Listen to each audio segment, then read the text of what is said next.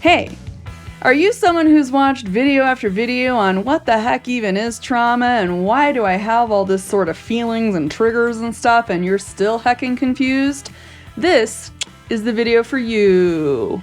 Hello and welcome to the Trauma Informed SLP. I am Kim Neely. SLP stands for Speech Language Pathologist, of which I'm a licensed one here in the United States. If you're new here, welcome. And on this channel, I like to use my special interest of trauma-informed care, my clinical experience, my clinical training, my academic knowledge, and sometimes my own personal experiences as a late diagnosed neurodivergent and queer person to unpack things. That's what we're doing here.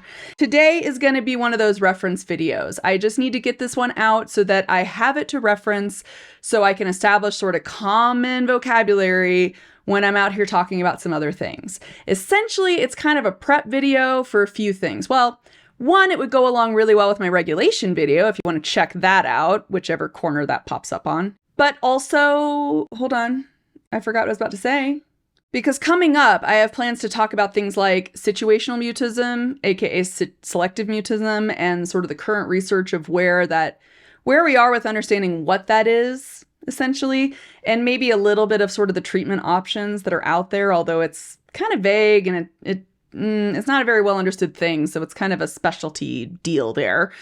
And also things like alexithymia, which is a really popular thing to talk about in autistic circles and neurodivergent circles in general, and also trauma circles, which alexithymia is the inability to recognize and label your emotions and or the feelings of other people. So this video is going to be the foundational, this is like the little academic theory video that helps to explain those things. So I don't have to do really long explanations in those videos. I could just reference you here to this one. And don't worry, I said academic, but I'm going to anthropomorphize a lot of body parts for you, okay? We're going to give them little human personalities and jobs because it just makes understanding things a lot easier. Obviously, if I'm talking about like some center in a human's brain, it's clearly not an entire person in there. It's just a little teeny little collection of neurons. Why do you want to hear me talk about this? Let's get that off the minds of people. Let's answer that question. So in addition to being a speech language pathologist where we learn a lot about cognitive science and human cognition, because that's an area of our scope, is working on essentially the cognitive communication side, right? So any brain differences often results in communication differences, and we help to bridge those sort of things. But also, I continued my studies after my master's degree in speech language pathology. I did 2 years of a PhD mainly focusing in neuroscience, particularly systems neuroscience, which is kind of looking at how different neurological systems kind of function together, how they sort of work together to make a whole, to make us. We. And so I gained a lot of additional like physiological knowledge, especially on the limbic system, so our emotional system from a neuroscience perspective. And then how that sort of relates to driving our endocrine system, which is our hormones, okay? So a lot of what I'm going to tell you is based in that knowledge, along with me keeping up with the literature. I check in every once in a while to see like if what I learned, because this is about 10 years ago that I learned this stuff. So I like to check in and make sure that the big picture that I learned is still pretty accurate as far as we know with humans. And so that's what I'm going to give you today. There's going to be some things you're not going to hear me talk about, and I want to tell you about that right now because I just want to go ahead and answer those questions. A lot of people online, especially on YouTube, especially in the mental health circles, you'll see a lot of people talk about polyvagal theory, and you're not going to hear me talk about that. Why is that? Because polyvagal theory is actually disproven in humans. It doesn't apply, and it actually doesn't really even apply in four-legged animals, which is sort of the animal model that Stephen Porges, the guy who came up with the theory, was sort of purporting. I just can't, in my neurodivergent brain, I can't teach something after I find out it's inaccurate. Essentially, vagus is one of your cranial nerves. It's a very big nerve. It means the wanderer. It wanders around your torso a lot. And 80% of that nerve is sensory. So it's sending a lot of information in your brain to your brain about things happening in your gut and that kind of stuff. And so it's a really important cranial nerve. This is Editing Kim just coming in here to hopefully give you a slightly more clear explanation than what I recorded as to why the polyvagal theory is considered inaccurate. Now, you might be seeing on the screen, I looked up this article called Why the Polyvagal Theory is Untenable. It was published in 2026, just this year. And it's essentially this big get together of a bunch of experts saying, here's what's wrong with the polyvagal theory. And this is essentially the scientific smackdown version of the end of My Cousin Vinny. The defense is wrong Kind of situation. So there's a lot of detail here if you really wish for that detail. And if you want me to go into this level of detail in a future video, I absolutely can. Just put it in a comment below if you would like me to break down polyvagal stuff a little more, because I definitely can. Now, essentially though, the simplified version of what is wrong with the polyvagal theory is that the polyvagal theory posits that our nervous system, particularly our autonomic system, is built in this very hierarchical way. So it kind of reacts in this linear, like, if A happens, then B is the reaction, right? And the reality is, as you probably suspect, being a human in this messy, messy world and, you know, feeling like, if you're like me, you feel like a messy, messy human, our nervous system is a lot more complex than that, and it does not react in this hierarchical way. And there's lots of different factors that involve, you know, whether you're under a threat situation or in social interactions or wherever it may be. There's so much different like interactions happening between our brain and our body and all this other stuff that, you know, it just doesn't work that way. And this is really important for researchers, particularly physiologists and people who are looking into improved medical intervention for trauma. So people looking into developing medications to help treat it or something like that. However, as a clinician, I recognize that it's a pretty useful model, okay? It's a pretty useful way to think of like the survival modes, fight and flight and freeze. Those are the three main ones that I'll mention, and I'll explain why. I'll mainly talk about those three. But freeze response looks physiologically different than fight or flight response. And polyvagal theory is one of the theories that were proposed to explain why those are different. And it's of importance in mental health circles because literature has shown that when people go into a freeze response, they are more likely to develop a trauma response due to that event. Whatever threw them into a freeze, they're more likely to feel traumatized by that. So it's really important, and it's a big question mark in research, and everybody wants to know why. But the truth is, polyvagal theory isn't the one that actually answers it. But I do think that's why clinicians hold on to it. I think they hold on to the idea that freeze response is a little different from fight or flight, and they just want to respect those differences and also have an awareness for those differences when they're trying to help their clients understand themselves and their bodies and how their body is responding to things, okay?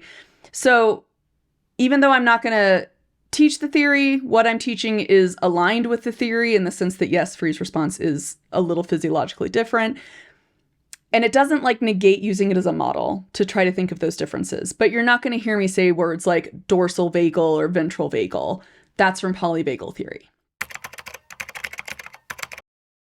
Let's just go ahead and get into it. So we're going to start with, I call it the physiology of your feels. Okay, so we're talking about the neurophysiology, the neuroscience, behind your limbic system, behind the system that is essentially how you perceive emotions happening, and how the brain part of that system connects to the body parts of your system. We're going to talk about how it should work in like a healthy, ideal way.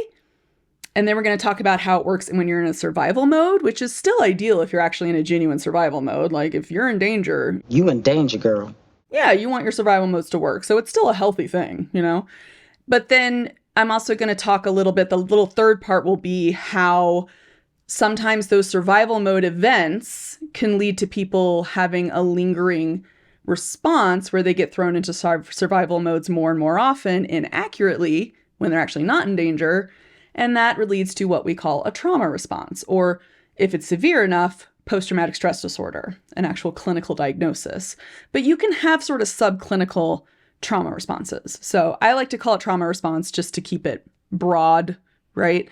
That a diagnosis isn't inherently necessary to know if you're actually having some kind of a response to something that happened in your past. Okay, so let's get to it. Little background first. Let's talk about our nervous system. We divide the nervous system into two different things when we talk about it and we learn about it. We have a peripheral nervous system, which is essentially the stuff that goes out to your limbs. Okay, so those are the nerves in your hands, in your arms, in your torso, pretty much anything that's not spinal cord and brain. Spinal cord and brain comprise the central nervous system. Okay. So you might hear me talk about peripheral nervous system and central nervous system, and that's what we're talking about. Peripheral goes out into the body, and central is your spinal cord and your brain, okay? And within your peripheral nervous system, the one that's in your body, this one gets divided even further into two different branches.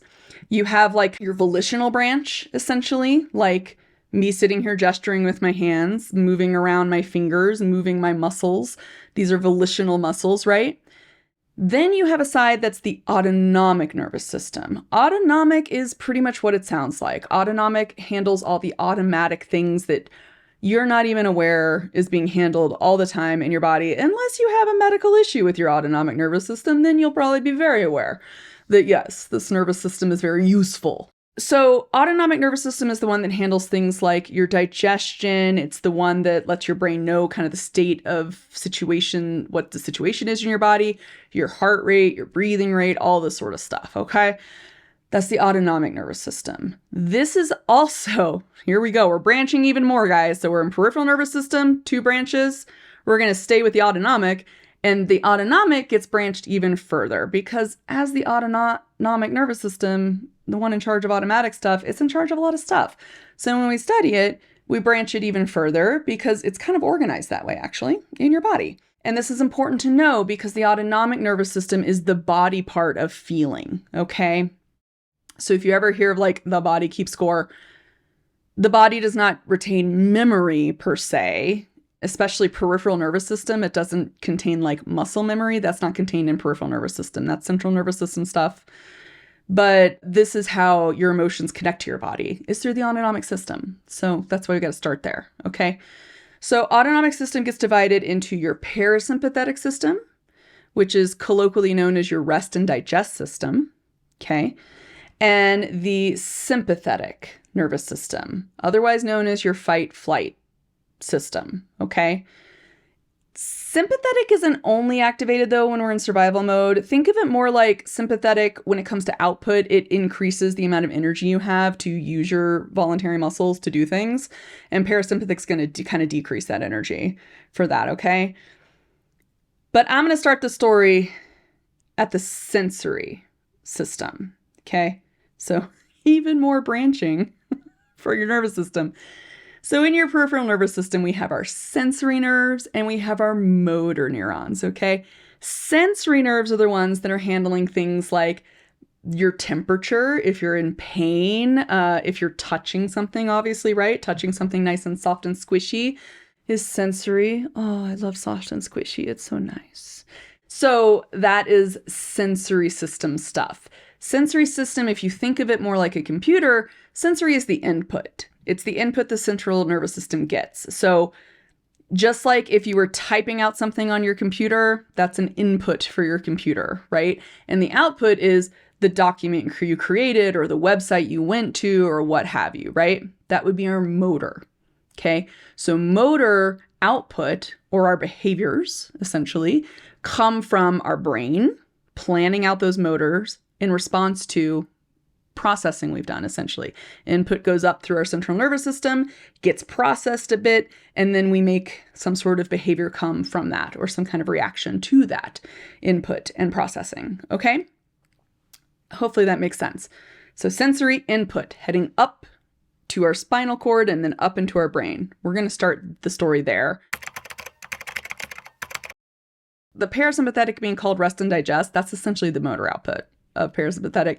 Same thing with sympathetic. The fight flight, that's one of the motor outputs of that. I mean, increased energy is kind of a bigger output. So parasympathetic system sensory wise though. So both of these branches have sensory nerve tracts that go into your spinal cord up to your brain, okay? The parasympathetic sensory information is sending kind of state of the body stuff, just kind of where you're at, right? So like the amount of calories you digested from your breakfast, how much vitamin C you have in your system, like where the food is in your digestive system currently, right? Like where is it in the stomach? Is it in the intestines? Where are we with that? Parasympathetic is going to send that kind of information up to your brain. And its motor components, like I said, I'll go ahead and say that, it is going to slow your heart rate. It lowers your blood pressure. It kind of turns on your digestion, right? Because it's hard to digest if you're in like a really state. Yeah. So the sympathetic, being the corollary to that, is the fight or flight system. Okay. And the sensory information from the sympathetic system tells your brain if something has changed. That's the information it sends. So if you stub your toe and you're in pain, sudden change of pain going up through the sympathetic nervous system, okay? Sudden change in temperature or something to that effect, right? If there's some kind of change in the system, or maybe you're really, really hungry and you don't have enough blood sugar, your blood sugar is dropping or something, that information will go through your sympathetic nervous system as well, okay? So it's sending that kind of information up to the brain.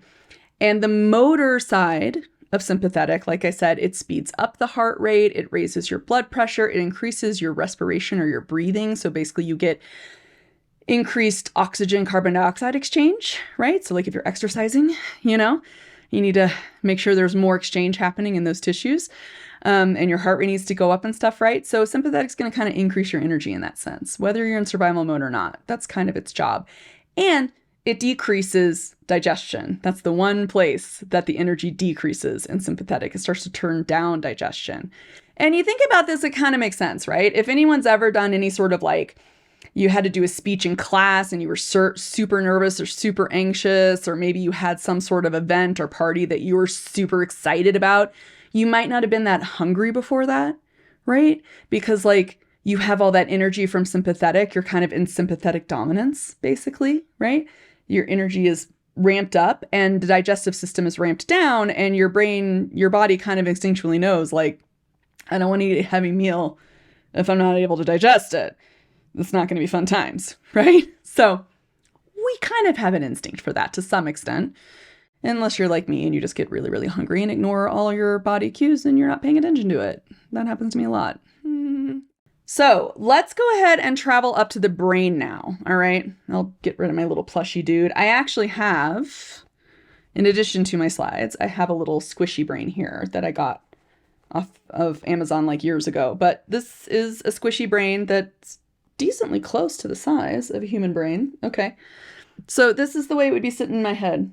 Okay. If it were inside my skull, or like that. Boop. Okay.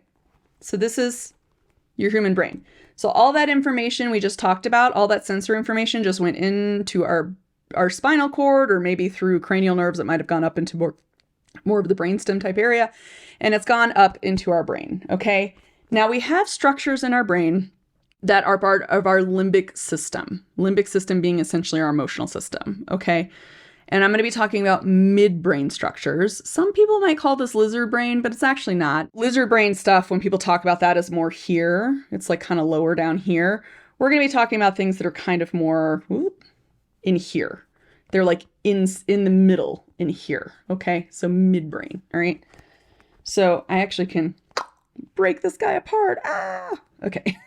It has like stuff for quizzes, but it also has labeled stuff over here. So we're talking about this stuff. These are your midbrain areas, okay?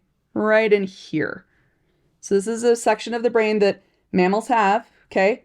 Lizard brain, I cannot get right and left right. Can I go? I need to go up. Nope, not that way. That way, there we go. This kind of cerebellum is right here. It's cerebellum. It's like the mini brain kind of thing, but it has like some circuitry and stuff that does stuff. And midbrain or brainstem is right here. Okay, so this would be more lizard brain. When people talk about that, this is more mammalian midbrain structures. Okay, not that like lizards don't have comparable structures to midbrain. It's a really old classification that doesn't really apply, but it still kind of shows up in colloquial speech, so I like to mention it every once in a while, Oh, other thing I wanted to say about midbrain, Everything we're talking about in this section of the brain, all of it is subconscious, meaning you are not consciously aware of what these structures are doing in your brain at any given moment in time, but they're always on and they're always working for you. So we have all of this information coming up from our autonomic nervous system. And one of the first places it's going to stop off at is the amygdala, okay? Those sensory signals are going to go up through all these other structures and bam, right into our amygdala, okay? Actually, I could use my little cursor. Hey, so they're going to travel up through here and boom, we're at the amygdala right there. Amygdala gets a pretty bad rap. A lot of people think it's the thing that makes you angry. It's not just the thing that makes you angry. No. The amygdala's job is actually to appraise all that information that's coming into your brain.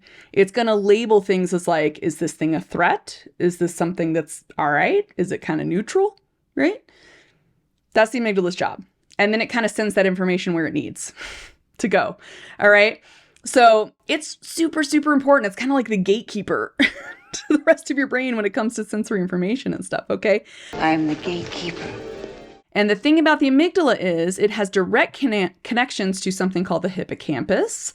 Hippocampus is it's a 3-layer cortical area that has to do with being able to retrieve memory.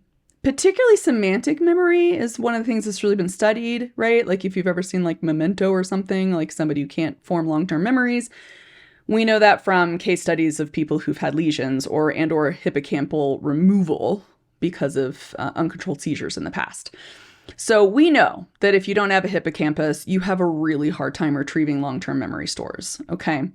But the other thing is, because of this direct connection to the amygdala, the hippocampus can actually encode your emotional memory of an experience or of a certain event through those direct connections, okay? So if it's really important for you to remember something immediately, like if it's really critical to your survival, the hippocampus is going to help you to retrieve that information and to encode that information along with the amygdala, okay? One of the ways I like to explain how immediate this can be is like when you're talking survival, it's like if you've ever had the experience of you went out to eat somewhere and then you got a little case of food poisoning from the place, right? And then the next time your friend suggests going back there, your brain might be like, no, and you automatically have that like visceral, like, ugh reaction. Your brain encoded that really fast because it's kind of important to know if food is dangerous for you or not, right? So that's one of those like super fast connections.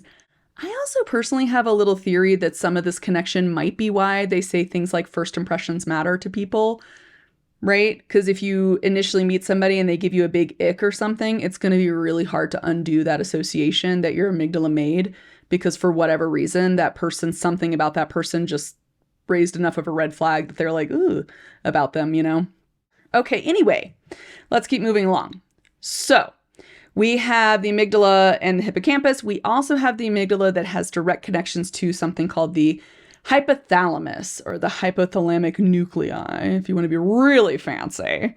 This is the guy that's essentially the boss of your endocrine system, okay? This guy is the manager, the general manager of the hormones in your body, all right? That's this dude's job, okay? So we're going to remember that the amygdala has direct connections to that because what the amygdala labels something can really inform what your hormones do with that information, what the hypothalamus tells your glands to do, okay?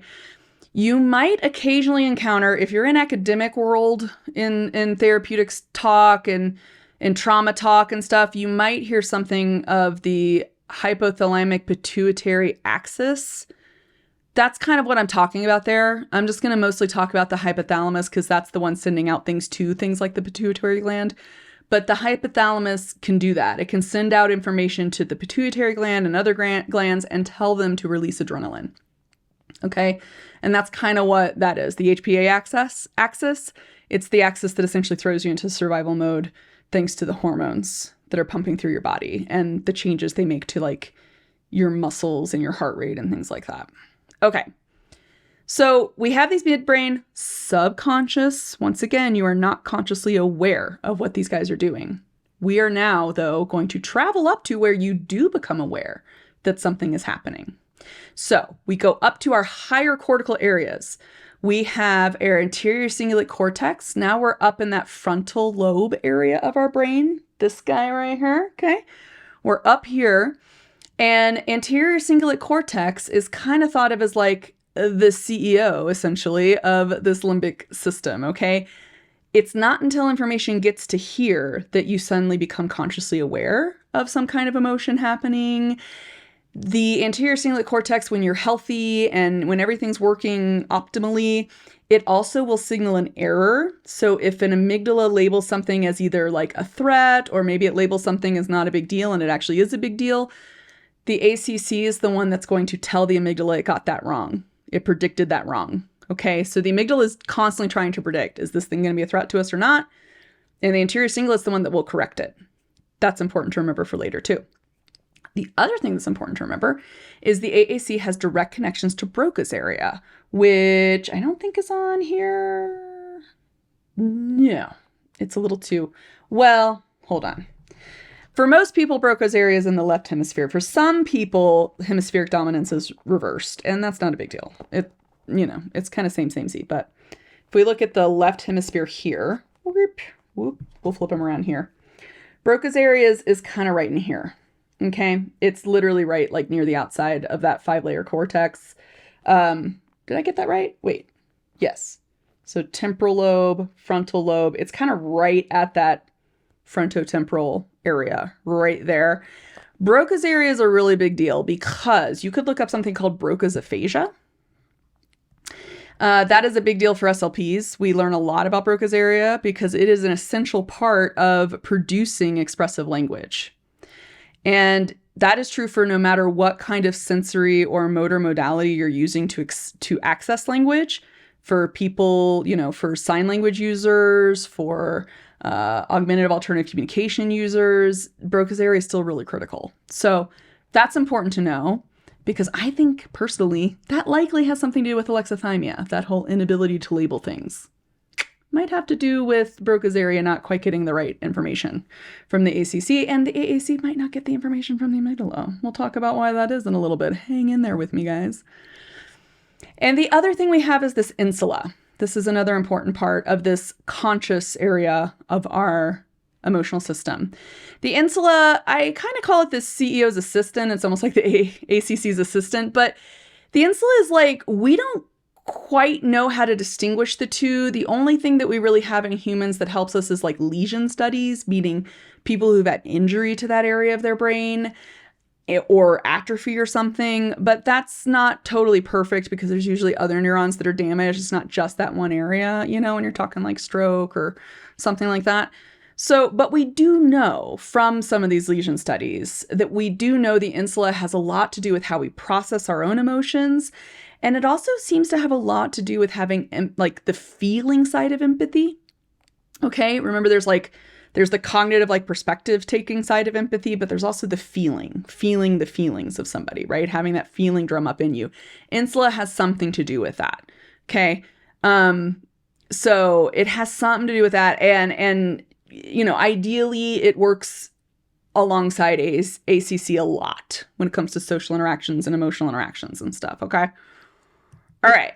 Oh, right. I forgot. I have this little extra view of the insula because the insula is a cortex. It's just kind of like tucked in there. So if you can see it, it's right here. So here's our amygdala, right? Here's our hippocampus. Here's our hypothalamus. Our anterior cingulate's right here. And insula is just like, it's kind of tucked in there between our temporal and our frontal areas there, okay, cortically. And this is like a cut from right here in the brain near the front. So this is like if somebody went that way. Now, when our emotional system, when the system is working optimally, here's how it works. So if we're not in survival mode and we're just kind of chilling, the amygdala and our anterior cingulate are like super BFFs, okay? They are constantly talking with each other back and forth, okay? They're texting all the time. Amygdala is letting ACC know what's going on. ACC is letting amygdala know, hey, yeah, you totally got that assessment right, or that prediction was a little off, okay? And a healthy, regulated emotional system means that because the amygdala can really change what we're doing in our autonomic system because of that connection to the hypothalamus, When things are healthy and regulated and in balance, we have this really nice balance of sympathetic and parasympathetic. So these two things just kind of ebb and flow with each other, okay? Little like the waves on an ocean, all right? Like super chill. When you need a little more energy, you get a little sympathetic boost. And then when you need some rest or some recovery, you get a little parasympathetic boost, okay? And in mental health circles, this is often referred to as the window of tolerance, okay? So like this says, it's a model of healthy autonomic function over time. And this is from Dr. Dan Siegel. But essentially, you have sympathetic dominance. We need a little energy, right? When I'm doing trainings, when I'm presenting to a crowd, I'm a little sympathetic dominant. I need that extra little energy boost. I have a little adrenaline pumping through me. And when I'm done, I'll probably get, I'll start to come down from that and I'll get really kind of tired, maybe hungry, right? Because it might be time for me to rest and digest, okay? And that's the idea, is you want this sort of autonomic arousal to ebb and flow.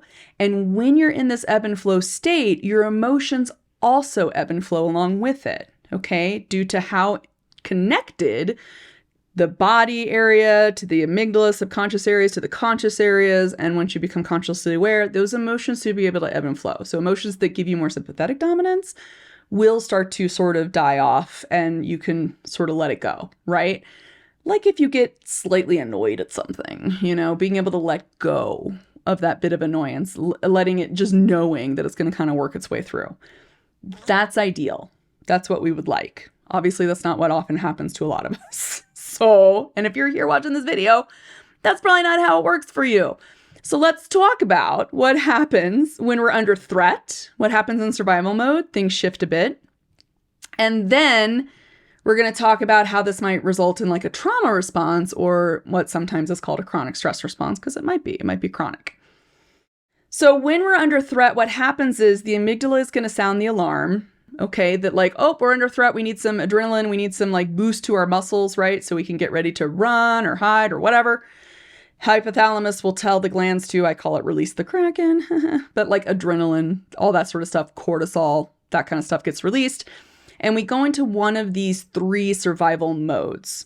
And I'll tell you why I think there are 3 in a minute, but I also include a little bit of a 4th one because it's not in the literature, but I think it might be neat to be discussed. So the thing to know about survival modes is if you've read that complex post-traumatic stress disorder book, the CPTSD book, which I'll put on screen, I can't remember the author right now.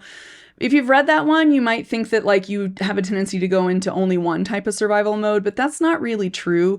What actually happens is your brain, all that subconscious stuff, the amygdala and stuff, it's doing all this like calculating to figure out what would be the best chance of survival you have for the situation. So if your brain has decided that your best chance for survival is fight, you're going to fight. For example, if you're getting ready for bed and you're like me and you're like, I'm like kind of okay with spiders as long as they're over in a corner somewhere, but like if it's crawling on my bed or really near my bed and I'm about to get in that bed, my brain might pick fight. I might be able to squish that spider really quickly and move him out. Although I'm trying to get better at like catching and releasing, but it still makes me all panicky and Anyway, so that might be something you do, right? Your brain might be like, well, we could get a shoe and we could fight the spider and we could win. I guess unless you're in like, possibly if you're in Australia with a funnel web, I guess your mileage may vary on that. I don't know. If, however, your brain decides fight won't work very well, you might go into flight, like flee, like leave the area, run away, okay? For example, if there's a fire somewhere, right? Your brain, unless you have some sort of equipment and training of how to fight that fire and you have a fire extinguisher nearby and the fire's not too big for it, then you might fight the fire. But for most of us, the brain's going to be like, we should probably leave the building. If you don't know where the fire is, you might as well get out, If your brain decides that you can't fight the threat and you probably can't run from the threat, it might go into a freeze response, okay? Which is effectively, you're kind of trying to be an inanimate object. You're not actually playing dead. You're kind of doing what I call like, we have a lot of wild rabbits around where I live. They do what I call the rock impression. Because sometimes out of my peripheral vision, I don't even know there's a rabbit there until it runs away when I get too close. I think it's a rock because they're really good at freeze. They're really good at being super still and looking like an inanimate object that, helps them to survive, because then the animals hunting them don't think it's food. They think it's a rock, leaves it alone. And also, I just want to let you know that, they now know that the T-Rex likely did have very good eyesight. So, if the original Jurassic Park ever comes to fruition and you're being attacked by T-Rex, don't try to freeze. That probably won't work for you. Okay. I included this one. This is called flop. I want to include this because there are a lot of people in the autistic community who talk about this, parents of autistic children and also autistic adults who've talked about going into effectively a flop mode. It hasn't really made it into the survival mode literature scientifically and research-wise. So you probably won't hear it talked about there, but I mention it here because maybe it will end up in there and maybe it's more of a rare response, but it doesn't mean it's not a survival mode, right? So this is what it's been reported is people mentioning that they've lost all muscle tone, right? So they're under threat and then they just kind of like collapse, all right? Maybe they're not completely fainted. They might still be conscious, but they have like no muscle tone. They're just super floppy, okay? Kind of like, what is that type of snake that like fakes its death a lot? I am dead. Stop it, I am dead. It's been thought humans don't have neurology to allow us to play dead, but maybe some of us still do. Maybe some of us still have a little mechanism somewhere in our brains that click that on. And I don't know. I've had friends that have fainted at the sight of blood. So maybe it somehow relates to that kind of response because that's also more rare, but still happens, Anyway, just a thought. And I also want to include a really brief note on the fawn response.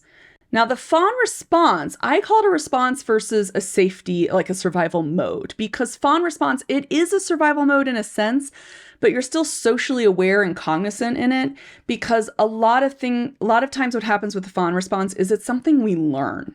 We do something, somebody says something or does something negative in response to what we've done, and we learn to hide who we are, basically. So you're trying to create some level of emotional or physical safety by not upsetting anybody. Literally by being a cute little baby fawn. Oh, don't hurt. It's so cute. Totally not a threat, right? And fawn responses, you hear this talked a lot about online where it comes to things like if you're a people pleaser and you feel like you have to say yes to things, even if you don't want to or you don't have time to, and then you overload yourself. Or if you have ever been on a date or even with a significant other and you haven't felt safe to say no to like physical touch from them, some sort of, that kind of touch. Also, personally, I think of masking as a form of a fawn response. I think it is a complex form because there's a lot of balance between like, who are you really? And who are you trying to be? And who does this person? And it involves mirroring a lot of behaviors or an attempt to mirror, blah, blah, blah. But I think of it as a type of fawn, right? Because like personally, as someone who looks like a woman, I'm agender, but since I look like a woman and since I've been raised as a woman and also neurodivergent, I kind of have those two fawn responses that kind of work interchangeably, right?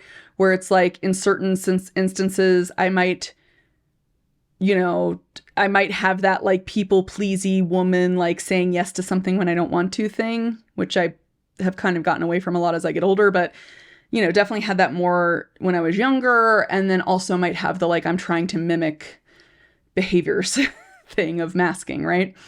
So I'm trying to camouflage my own weirdness, but that's why I don't tend to call it a survival mode though, because fawn response doesn't require you to be in a super heightened, like super high adrenaline type state. Okay. It's a little different for that reason.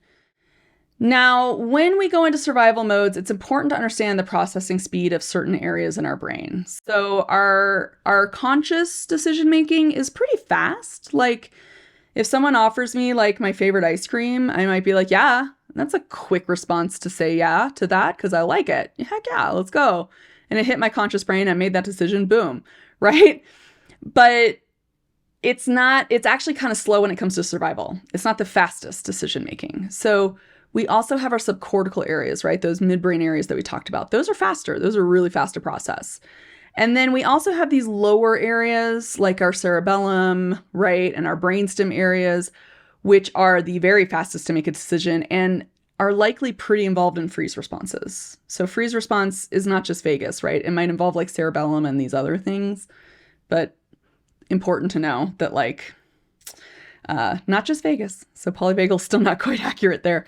So when you want to survive, your brain wants to go as fast as possible. It wants to make the fastest decision possible to survive the situation, right? So what ends up happening is this normal discussion between your amygdala and your anterior cingulate, it becomes what's called downregulated. So the anterior cingulate area is still on, it's still working, you're still conscious, but the midbrain areas are now not talking to that conscious brain very much, okay? It kind of did a new phone who dis, like a Mariah Carey, I don't know her thing, okay? That's what it's doing. It's like, we don't need your input. We're trying to make a decision right now to survive. So you go ahead and think about things up there all on your own, and we will let you know things later. When we need you, we'll call you, okay? Rest of it's, we're in charge now, right? So the frontal area kind of becomes cut off and doesn't really know what's going on in terms of the decisions being made and the type of feelings you're having and things like that. So then that's always when you're in survival mode, that's always something that happens. Let's talk about now what happens when it becomes more of a trauma, okay? So a trauma is something that is defined by physiologically, you've created the shift where you're going into survival mode more and more and more and lingering there longer than you were before. And the thing that makes trauma tricky is it's defined retroactively. It's defined by how your brain has responded to some sort of adversity or some sort of threat. So if your brain is stuck and just keeps cranking through survival modes over and over again, then you might have more of a trauma response. Not everybody develops that. Some people might go through the exact same experience and they don't have that issue of the amygdala constantly labeling things as threat when they're not under threat and constantly going into survival mode. So what makes a trauma is essentially being thrown into survival mode more and more and more and more, having a lot of sympathetic dominance, having a lot of that fight, flight, freeze dominance in your body, okay, versus rest and digest. The rest and digest system gets put on hold more and more and more and is less powerful to kind of override what's going on, okay? So the thought is, neuroscience-wise and physiologically, the thought is that what creates this trauma response is that in people who develop it, essentially this cortical area, this anterior cingulate area, and our amygdala, it stays out of contact with each other for a lot longer, okay? So then the longer those stay out of contact with each other, the more the emotional memory between the amygdala and the hippocampus starts to become separated from your conscious memory, your ability to recall the events, okay, consciously. So there's this disconnect between the memory of the threat and the survival and the conscious memory of what was going on, okay?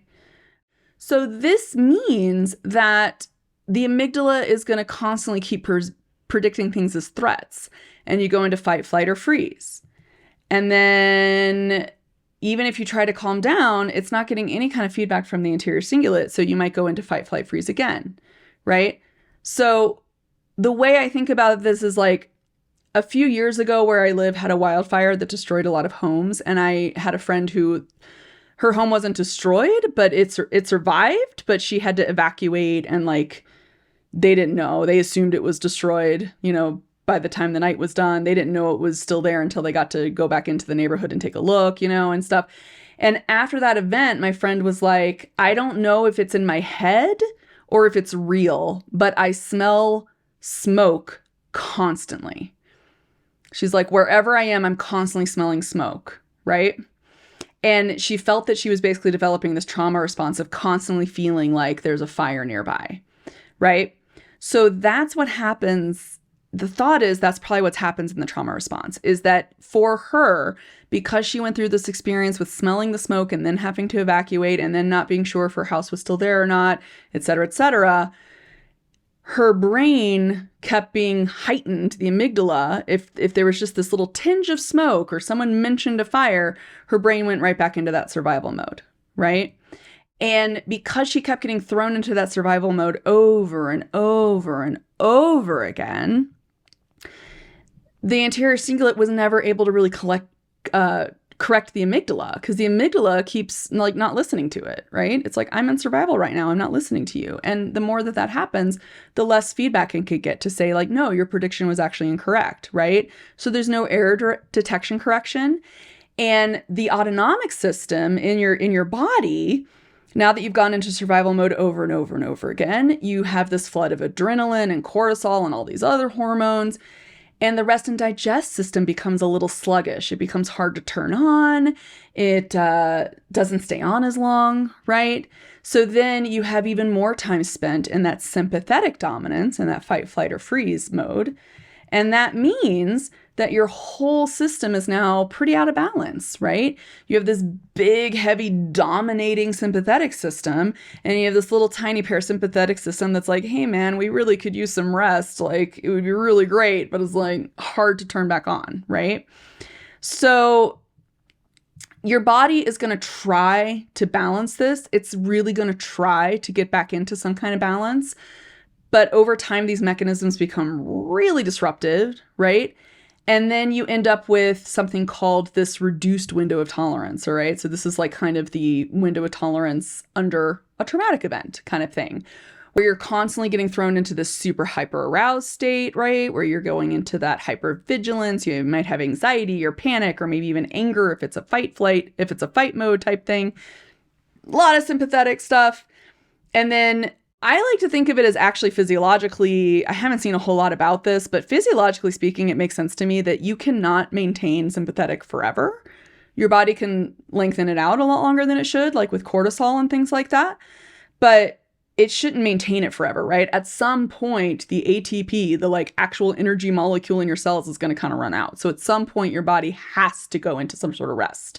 At some point, that heightened energy will collapse. So I think of hypo-aroused. Some people relate it more to like going into a freeze response type thing where there's shutdown and numbness and dissociation. I think some of it might be that, but some of it also might literally be like you're out of energy. Like you've gone kind of numb, like just crash, right?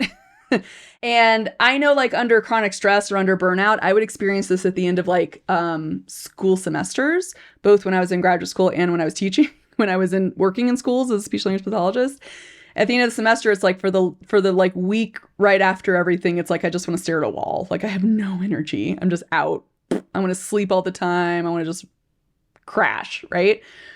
And it's kind of hypo-aroused. Likely because I was burning through way too much energy and my body has a lot of repair to do, because that's where it does a lot of repair to our tissues and our cells and regeneration of energy and things like that is through parasympathetic activation. That's why it's so important. Rest and digest is extremely important. And we often ignore it, partly because, you know, late stage capitalism and hustle culture and grind and all that stuff. And also just the system itself making things too stressful. But also because like, you know, it's not, yeah, I don't know. I guess it's more system, but also because it's not pleasant to be like completely crashed and numb. That's not the best. But essentially, you're dancing between these two things. And it's a narrow window of tolerance because the things that trigger sympathetic is less.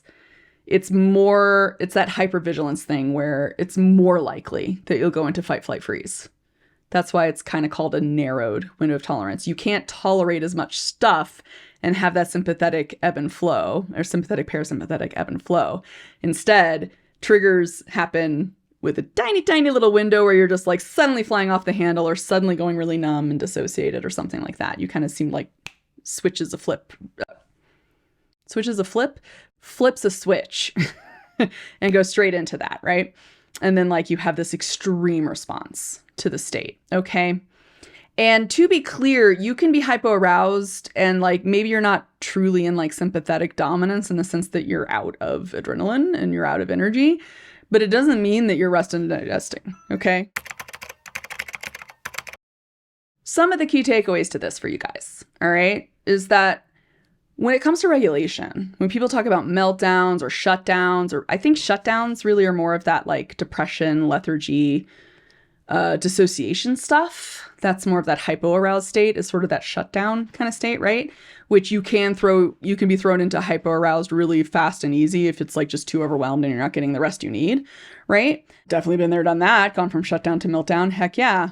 But when people talk about regulation, especially in education systems, we often talk about well-regulated, meaning like calm, ready to learn, and like, yeah, if you're in a lecture-based classroom, that is the ideal state for you to be in, is to be calm enough that you can sit and listen to somebody and learn that way.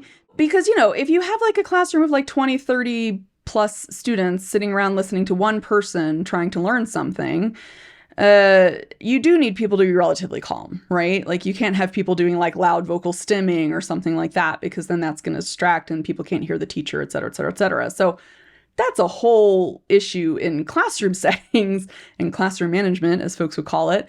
But I do want to be clear that when your system is healthy, when you have this natural window of tolerance, ebb and flow, well-regulated actually means you have that natural ebb and flow. It means that when you need a little more energy, your sympathetic system will turn on and give you a little boost.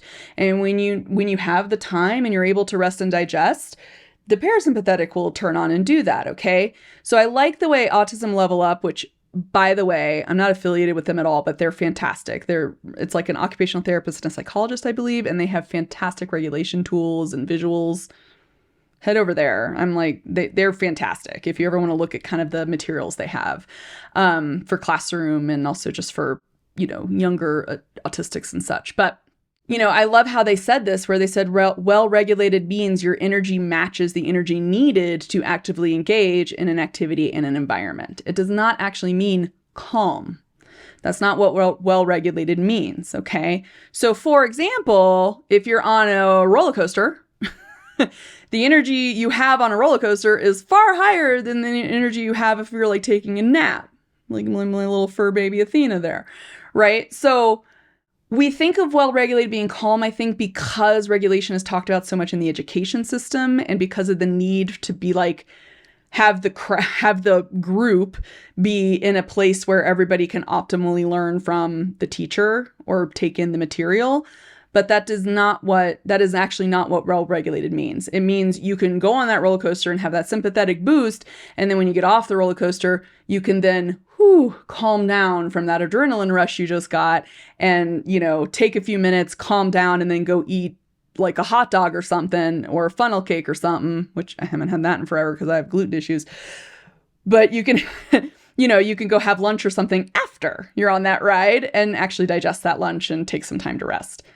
Also, side note, this is why you don't eat things like funnel cake and stuff right before you go on a super adrenaline rush type ride. This is why people end up in those issues of, oh, I can't digest this because of all this adrenaline in my body. And then, some accidents might happen, especially with little kids.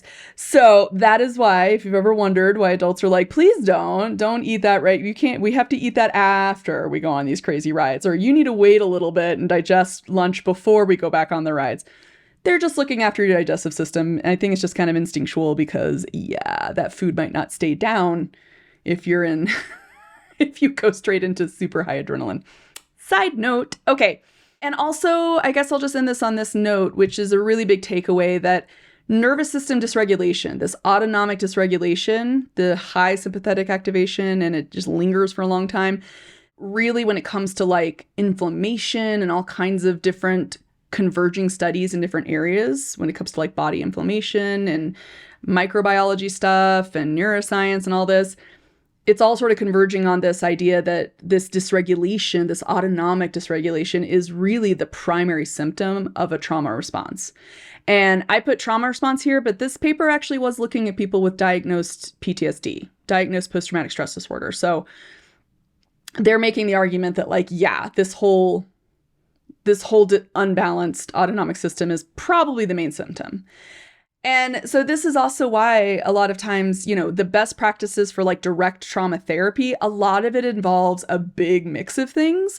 When it comes to, there's usually techniques to help you calm your body, help you get out of that sympathetic dominance, help you activate more parasympathetic dominance, and then also help to unpack the conscious thoughts that have developed from having this disconnect for so long, right? Because it definitely affects the way your frontal lobe is actually processing information when it's not really getting all the information, and it's also not able to correct your amygdala, right?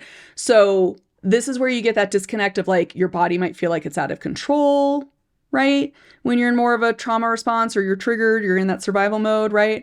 You might feel like you're consciously aware, but you're not in control of your body. I get that way with meltdowns. I feel that way in a meltdown all the time, / panic attacks. I've had both, and they both feel pretty awful that way. Also want to note that people who go into freeze response, a lot of times with trauma, especially if it's like interpersonal violence that sends someone to freeze response, a lot of times those people have a lot of shame. They have a lot of feelings of, why didn't I fight back? I should have done this. I should have done that. I should have fought. Brief moment. This is just a PSA to say, there is no shame in going into freeze response. Your brain went into that mode to survive. Okay? It just did what it needed to do to survive the situation. That is not any sort of marker on who you are as a person. That just means you are a human and you were just in a situation where your brain said, this is our best chance at survival. That's all that means. There is no shame. Okay? And hindsight bias, right? People will be like, I never would, blah, blah, blah.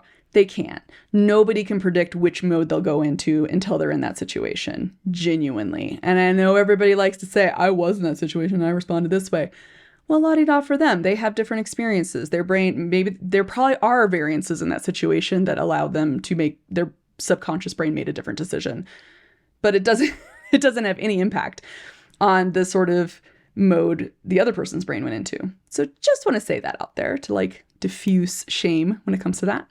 So that's best practice with trauma therapy. It shouldn't all be like just conscious recalling and talking. It shouldn't be like just straight up talk therapy. There should be some sort of like somatic experiencing gets talked about a lot. EMDR tends to have that, where it's like you're using the sensory, like you're kind of keeping the brain sort of present in the current state so that it doesn't get so activated that you actually genuinely feel you're under threat, right? And essentially, as far as I can tell, a lot of these best practice modes, what you're really looking for is to start to merge the conscious memory of what happened in that trauma to the subconscious, like emotional memory of it, right? And the kind of triggers you have. You're just trying to get those things together, and you're trying to get to a state where your body will actually listen to your conscious brain. Your conscious brain can actually be the one to say, hey man, actually we're not under a threat right now. We can just chill. That's the ideal. So you can get back to that window of tolerance. I also want to mention that if you are in the process of healing from your trauma, at least as somebody, I'm not a mental health expert, but as someone who's gone through her own therapy for trauma and her own unpacking of trauma and continues to see a therapist for things like this, I will say healing is very nonlinear, because you're not just healing your brain and your memory and the way you feel about things and the way you perceive things, you're also healing that autonomic system that has been really out of balance for a long time. So that is going to be, it's not just like, oh, suddenly I can now heal and it's all hunky-dory. No, you might still have moments where you get into that like super hyper aroused state and things like that. And it might be really hard to get out of it. And that's just part of healing from it. So just to let you know, if you're out there trying to do that, hopefully you have a good, safe, trustworthy practitioner. Hopefully you can continue to do the work and help you heal. And if you need pharmaceutical help with like antidepressants or something, I think that's great if you can find one that works for you, to help you with that, because sometimes that stuff helps more with that bottom up, like being able to access parasympathetic, right? But yeah, it's not, it'll never be linear, basically, right? You're always going to have bumps along that healing journey. It doesn't mean you're not healing, though. It just means that that's just part of the deal with healing, basically. Hopefully some of this helps. If you have more questions, let me know. If something I explained was not very clear, also let me know in a comment below. If you have topic ideas or additional questions that you think could be a whole video, I also have a topic suggestion form. You can always ask me questions over there. The link is in the show notes. You can definitely plop a question over there if you don't want to be seen here in the comment here on YouTube, because sometimes in my private account, I don't always want to respond to people's videos sometimes. And I feel that. Let's keep you private. So that's why I have that form to submit, and I could do another video on that. But stay tuned. This was a lot, but bookmark this guy or what have you. Save this video so you have it for reference for later. Or you could even like copy paste the transcript. If you have it show you can actually copy paste transcripts from YouTube and then make a summary out of it if you want to do that. That's totally fine too. But this is just out here for your information. If you're like me and if knowing the details of how this stuff works together helps you, because this really helped me to understand what I was going through in therapy and how to make sense of certain information that's out there, because there's so much out there that is either wildly inaccurate or kind of accurate, but kind of not, or just too broad for me to really grab hold of, like, what is the deal? What is going on? Why do I feel crazy? You know? So that's what I wanted to put this out here for, to help with that. And hopefully I did that. Let me know in the comments below if I missed the mark or if I managed to help. And yes, stay tuned, because this video is going to become super important when we talk about unpacking things like alexithymia and situational mutism and other things. Honestly, even with like stutter and stuff, we could talk about speech disfluencies and all of those sort of things. This will be useful for that. Okay. With all that said, I think I've said enough, and I am hot, I am sweaty, and I am talking too fast.